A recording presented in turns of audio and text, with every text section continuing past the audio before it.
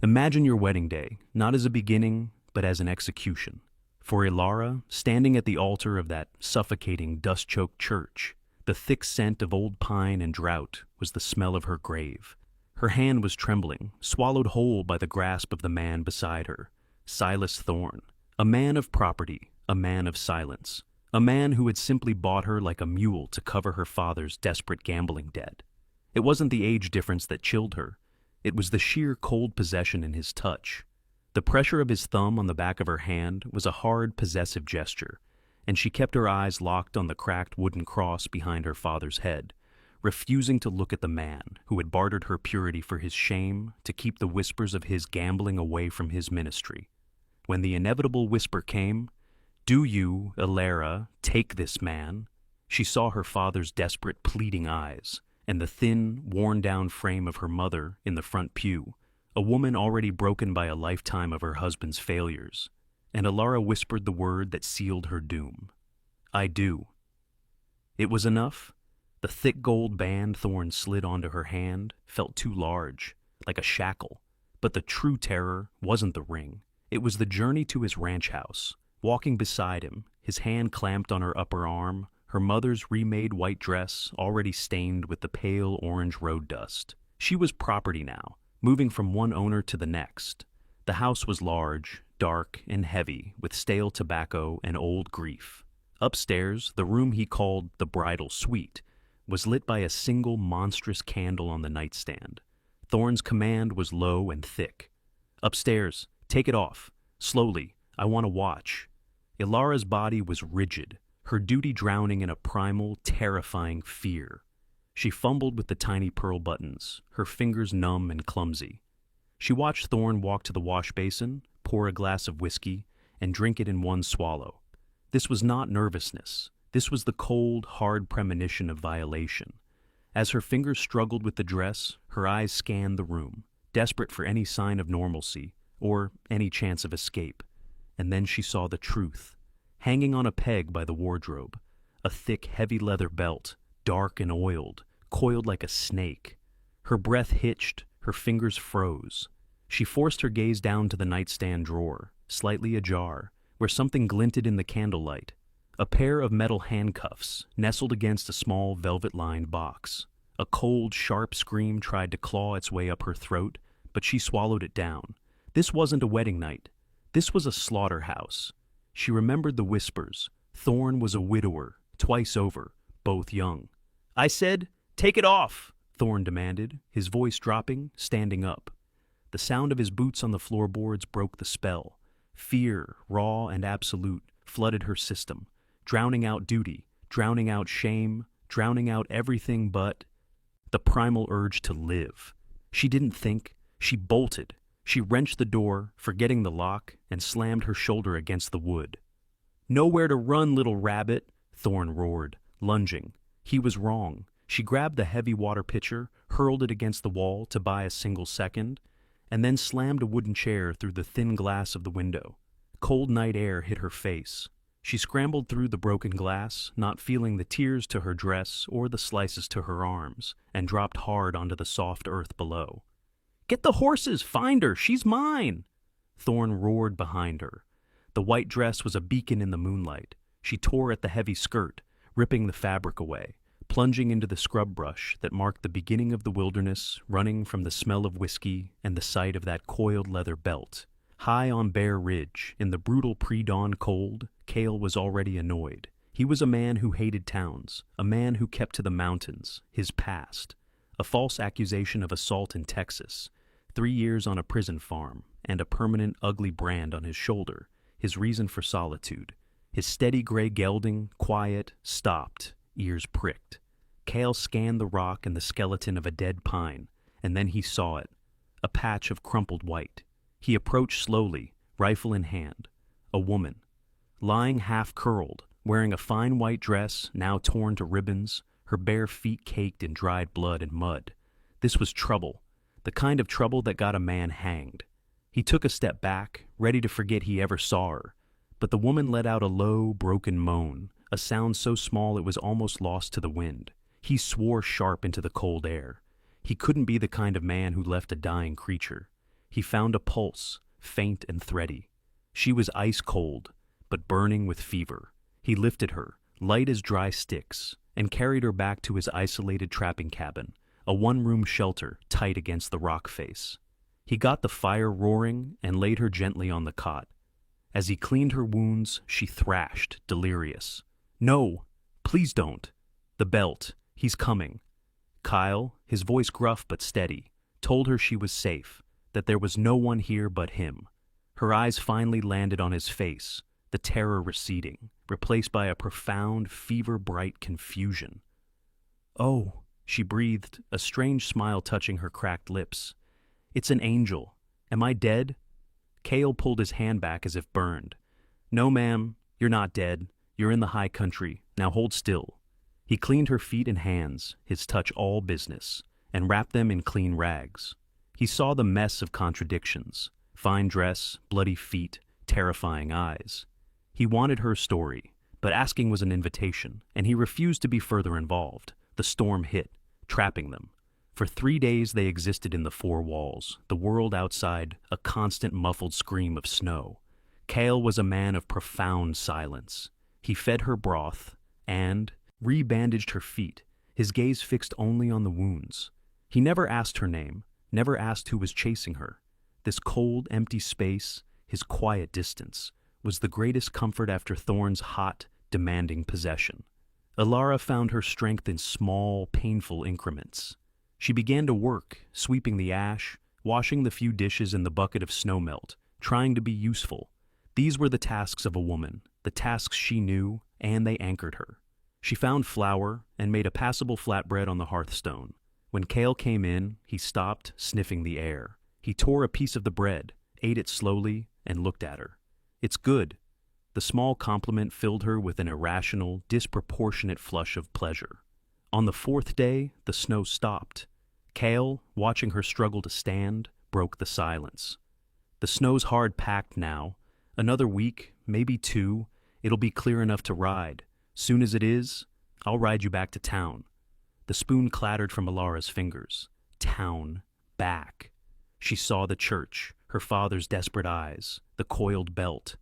"No, I won't go back. You can't make me." Kael stood.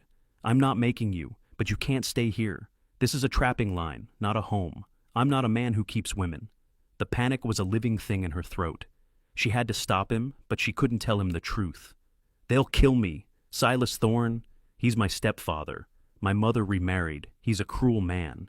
He beat me for years. That night, he tried. I ran. If you take me back, he'll find me. Please don't take me back." The lie hung thin and weak in the air. Kael watched her, a man who knew a trap when he saw one. He knew the name Silas Thorn. He didn't call her a liar. He returned to his rifle, picking up the oil rag. "Thorn, I know the name. Eat your stew. It's getting cold."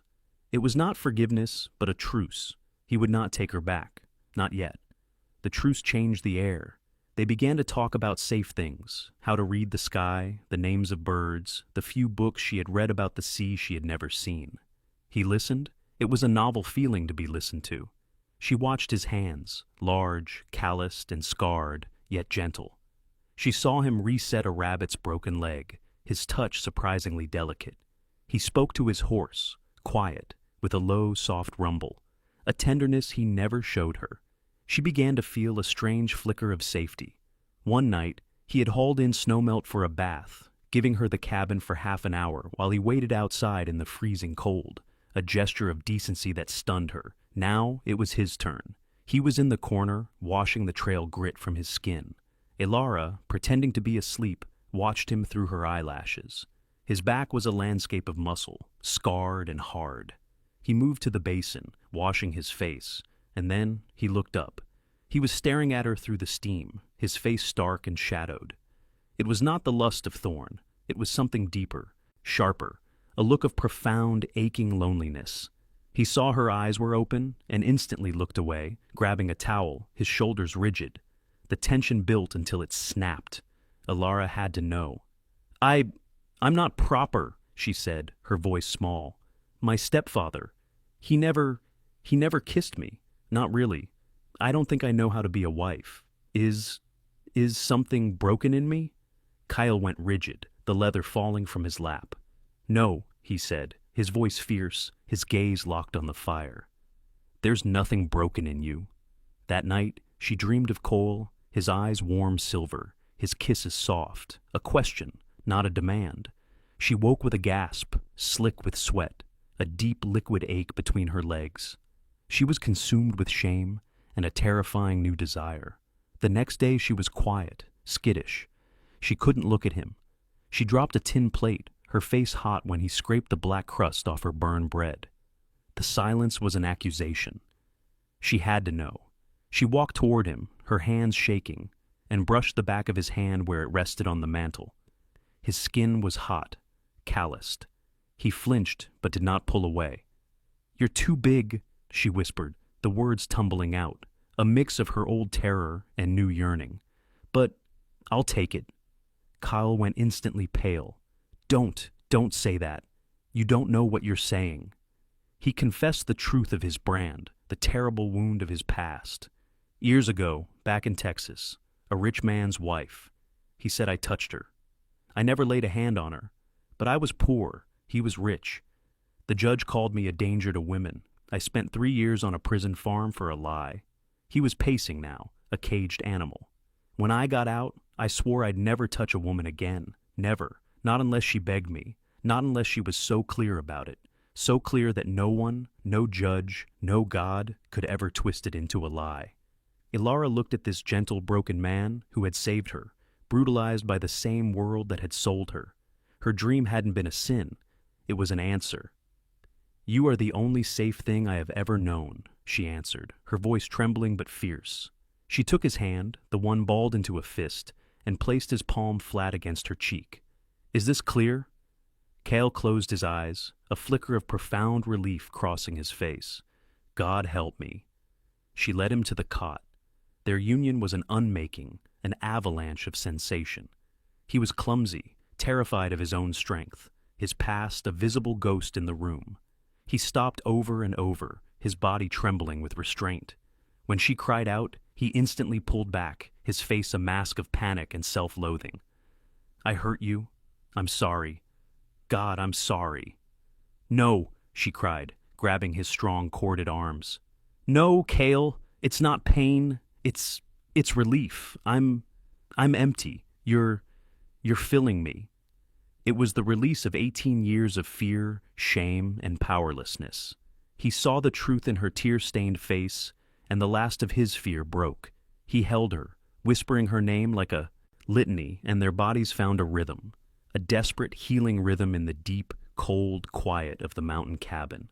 As they lay tangled in the blankets later, she whispered into the darkness, "I never knew love could feel like survival." The snow melted. Their new life was built in small, shared moments.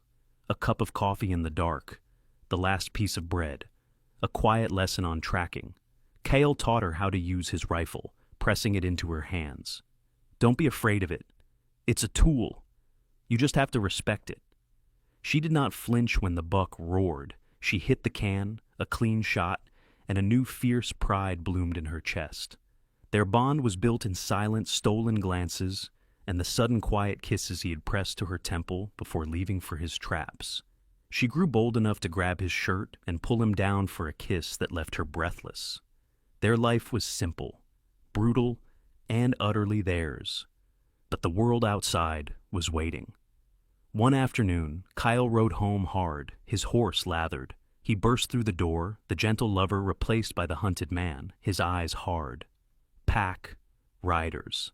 Asking about a woman who ran from her wedding in a white dress. They found a scrap of lace. Thorn is offering a reward for his stepdaughter. The last of Elara's lie crumbled. She stumbled back, grabbing the table. "He's not my stepfather. The ceremony, it was real. Silas Thorn is my legal husband." The full, devastating weight of the truth hit Kael. With an animalistic roar, he swept the table clean. "Do you know what this means, Elara? You're his property. The law says they will hang me, and they will give you right back to him." He raged, hitting the solid log wall with his fist, not at her, but at the world. "You will do no such thing," she cried, but Kael's jaw was tight. "I brought this on you. We run. North. It's the only chance." Elara and Kael have survived the mountain and the storm, but now they face the law. If you're gripping your chair waiting to see if they make it, please hit the like button right now. Your support helps us tell these long, powerful stories. And don't forget to subscribe so you don't miss the coming climax. They traveled north, pushing hard, driven by fear. They spoke little. Every sound was a threat. The ambush came on a bright, cold morning in a shallow arroyo. A shot cracked the silence. "Get down!" Kael roared, sliding from the saddle. He was not a man now. He was a force. He met the charging man with a brutal blow of his rifle, turning his weapon into a club. He was a cornered wolf, fighting with a violence that terrified Elara, but a violence directed only at their enemies. He was wounded, a shot high in the shoulder, but kept fighting. The two men on the ridge took aim at the injured Kael. Elara saw it. She grabbed the rifle from the fallen man. Brace the stock. Breathe out. Squeeze. She didn't aim at the men. She aimed for the rock just beside them. The rifle exploded in her hands. The shot was wild, but it ricocheted, screaming off the rock wall and forcing the attackers to duck, confused. Kael, bleeding heavily, grabbed her, threw her up in front of him, and spurred Quiet into a gallop. They rode until the horse stumbled, foam coating its thick coat. Kael slid off and collapsed. "They're still coming," he panted. "Elara, you have to run. Take the horse. Don't let them find you." "Shut up," she hissed, her voice a fierce, trembling sob. "You are not dying here." She ripped open his shirt. The wound was a ragged, ugly hole. She found the whiskey, the needle, and the thread. Shoving his neckerchief into his mouth, she poured half the whiskey over the wound. He roared, a muffled, agonized sound. "Good," she whispered, her hands shaking so hard she could barely thread the needle. "Now stay awake. You are not leaving me. I will not be alone again. Do you hear me?" She poured the last of the whiskey over the needle and began to stitch him up. It was a crude, terrible job, her stitches large and uneven, but it was fast. He writhed, his body bucking, his eyes wide with agony. "I'm sorry," she whispered, tears blinding her. "Just hold on, hold on." When she was done, he was limp, his breathing shallow, the fever setting in. So stupid," he slurred. "Should have left me. I'm not worthy. I'm branded. I'm just trouble." He was in a delirium, his deepest fears bubbling to the surface. She leaned down, her bloody hands framing his face. "You are not trouble," she whispered, her voice fierce. "You are my savior. You are my home." She kissed his sweat-drenched forehead, his pale lips. "You are not worthy? Then I'll carry both our worth. I'll carry it until you believe it." Elara walked for 3 more days, leading the staggering horse with the unconscious Kael tied to the saddle. She was hollow with exhaustion, but the cold stone of fear in her belly had hardened into resolve. She was walking him to life, not to his grave. When she finally stumbled into a shallow green valley, it was not a town, but a Quaker settlement. A cluster of sturdy white houses and red barns, an air of peace and order that seemed impossible in this land. A kind, calm man named Obadiah met her, asking no questions, simply nodding. They must bring him inside. Ruth will see to him. Kael was laid in a clean, soft bed. Ruth, Obadiah's wife, a small, stern-looking woman, cut away Elara's crude, bloody stitches. "Thee has a strong hand, child, but a heavy one," she said, her voice surprisingly soft. "He's fortunate thee stopped the bleeding. Thee saved his life." They stayed for a week. Kael drifted in and out of a deep, healing fever. Elara worked in the community kitchens, scrubbing floors and mending linens. The simple, repetitive domestic tasks were a balm. The stillness was unsettling, yet anchoring. No one shouted. No one demanded. The Quakers spoke in thee and thou, their voices low, their movements efficient. They did not ask about her past. When Kael's fever broke, he was weak but clear. He reached out and touched her hair as she slept by his bed. "Elara," he whispered, "you stayed." "I told you," she whispered back, lacing her fingers with his. "I'm saving you."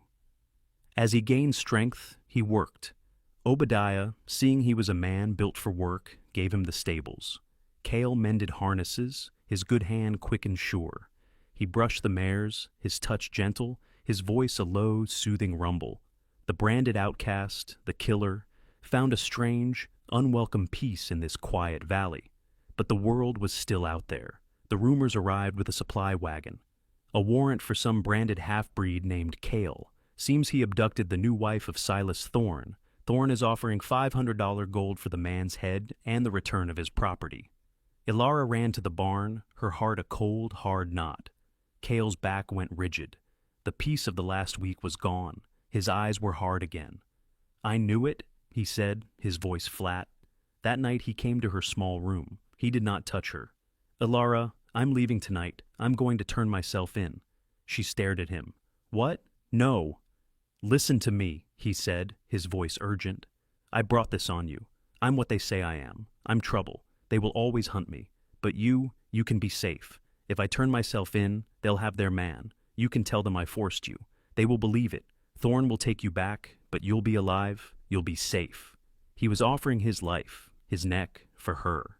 He was ready to die to give her the very life she had run from. She crossed the small room and struck him, her hand, hard from work, cracked across his face. He did not flinch. "You fool!" she whispered, her voice trembling with a fury that was deeper than any fear. "You stupid, noble fool! Do you think I am safer with him? Do you think my life is worth saving if it is with him? The belt, Kael, the handcuffs? That is what you are saving me for." She was crying now, angry tears. "I will not let you die for me. I will not go back." "Then what?" he cried, his control breaking. "We run, they will find us. There is no out for people like us." "No," she said, grabbing his shirt.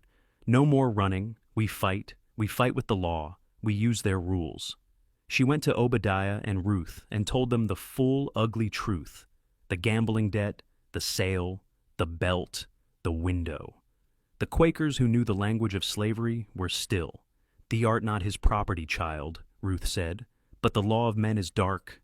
Obadiah spoke of Judge Elias Thorne, a hard but just circuit judge due in the valley. "He is perhaps thy only hope. Thou must plead thy case to him." Elara, seeing a flicker of hope, made her demand. "Let me speak publicly. Let Thorne face me. Let him hear my truth in front of everyone." The judge agreed, warning her. "If I find thee or thy protector have lied to me in any way, I will see him hang, and I will return thee to thy legal husband myself. Do you understand?" "I understand," Elara said, her back straight. "I will testify." The meeting hall was packed. This was a spectacle. Rough ranchers, trappers, and Quakers filled the room. Kael stood at the back, flanked by a marshal, pale, his eyes only for Elara. Then Silas Thorne arrived, purple with rage, demanding his property. "This is a mockery. That woman is my wife. She was stolen, seduced by that criminal savage." Judge Thorne's voice cut through the air. "You will be silent, Mr. Thorne. This is my hall. Speak, child, and speak the truth." Elara walked to the front, trembling but focused. She locked her eyes with Kael's. She saw his torment, his fear that he had doomed her. And in that moment, her own fear died. She was not just fighting for herself, she was fighting for him. "My name is Elara," she said, her voice clear. "And I am not his wife." She told them everything. "My father, he had a gambling debt to Mr. Thorne. He sold me. He sold my purity to pay his debt and keep his house." A low murmur went through the crowd. "That night, my wedding night, he took me to his house. He showed me the belt he was going to use and the handcuffs in the nightstand drawer. He did not want a wife, Judge. He wanted a thing to break. I broke the window. I ran for my life." She tore her gaze from Kael and looked at Thorne, who was sweating, his arrogance crumbling. "This man," she said, pointing to Kael, "this criminal savage, he did not abduct me. He found me. He saved my life. He never hurt me. He is the only man in my entire life who has ever treated me like a person, not like property. I ran from him." She pointed at Thorne. "I ran to him." She gestured toward Kael. "That was my choice. I will not go back. If that is a crime, then I am guilty. But I am not his wife." Judge Thorne stared at Elara for a long, long moment, then stood. "Mr. Thorne," he said, his voice quiet but filling the room, "the law, my law, does not and will not recognize the sale of human beings. A marriage to be legal requires free and full consent. It is clear to this court there was no consent. There was coercion. The marriage is hereby annulled, struck from all records. She is a free woman. Thorn was apoplectic. And what about him? The warrant? He's a kidnapper. The judge raised a weary eyebrow. One cannot kidnap a person who was never property. One cannot kidnap a woman who by her own sworn public testimony is a free agent who went willingly. His actions here were that of a rescuer. The charges are dismissed. Marshal, release him. Kael stood there, swaying, free. Thorn let out a roar of humiliated rage and stormed out of the hall. That night, in a small private cabin, Kael stood by the window, watching the moon. He was so still.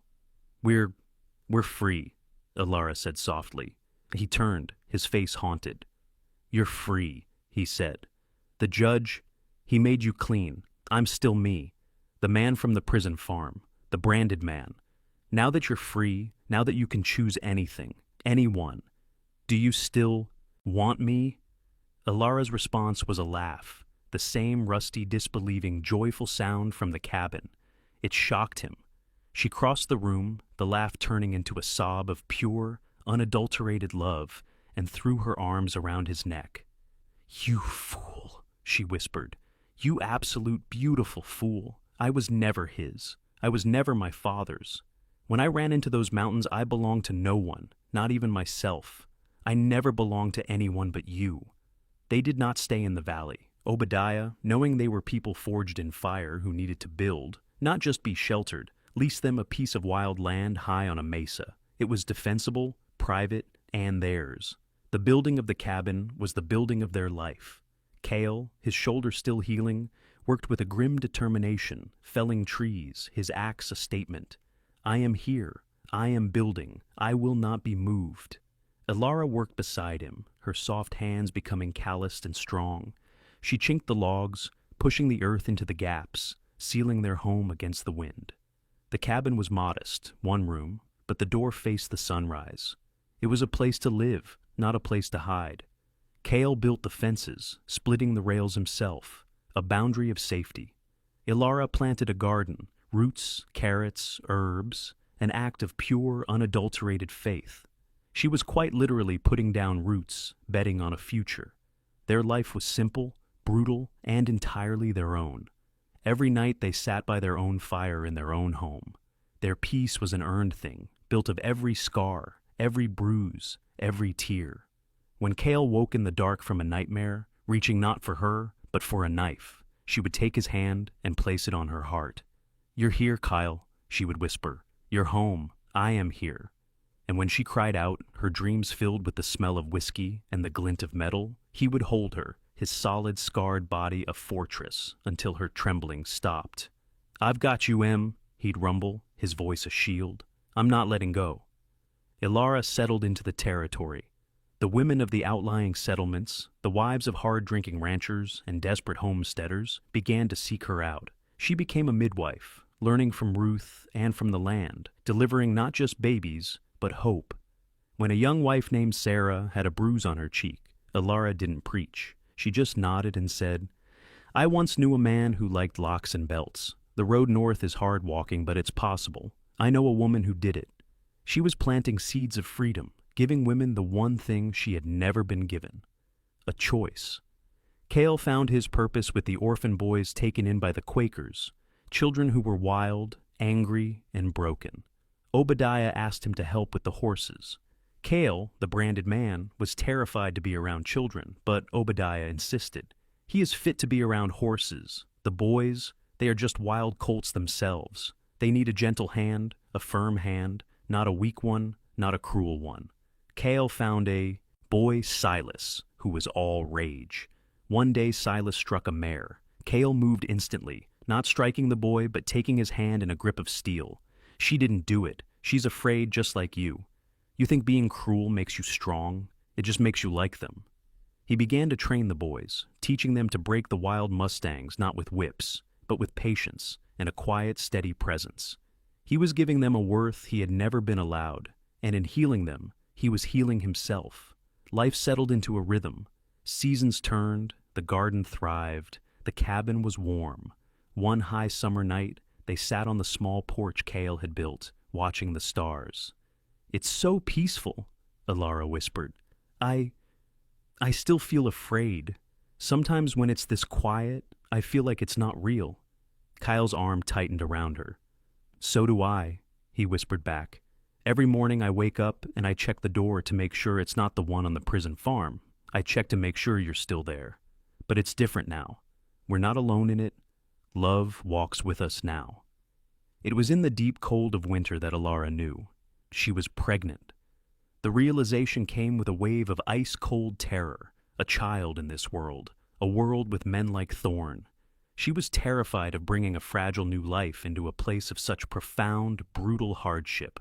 She hid it for a week, quiet and pale. Kael watched her, his worry growing, but he waited. Finally she broke. He was oiling his rifle. She was mending his shirt. "Kael," she choked, I am with child."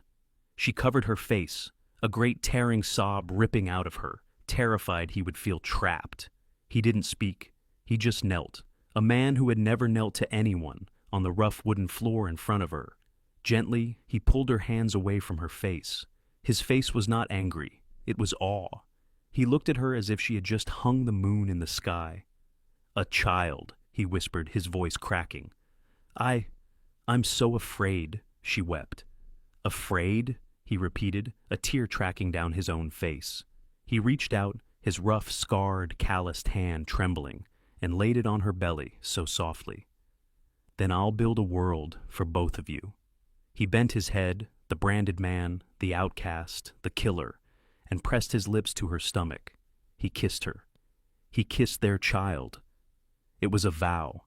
The story ends in spring. The snows melted, and the land was reborn.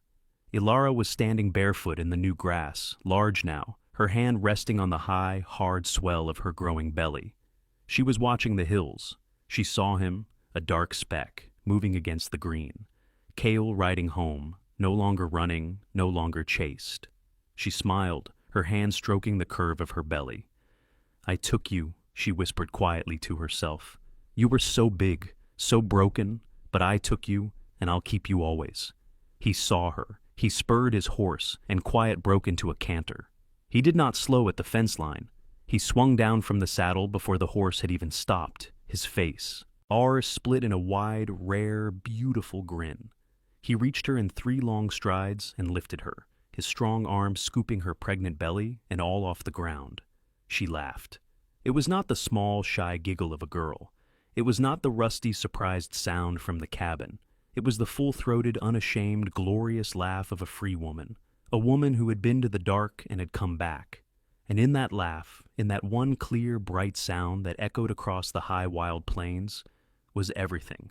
Every tear, every scar, every mile. It was the sound of survival. It was the sound of them. If you felt the fire of Elara and Kael's fight for survival, let us know. Comment below. What is the strongest vow Elara made in this story?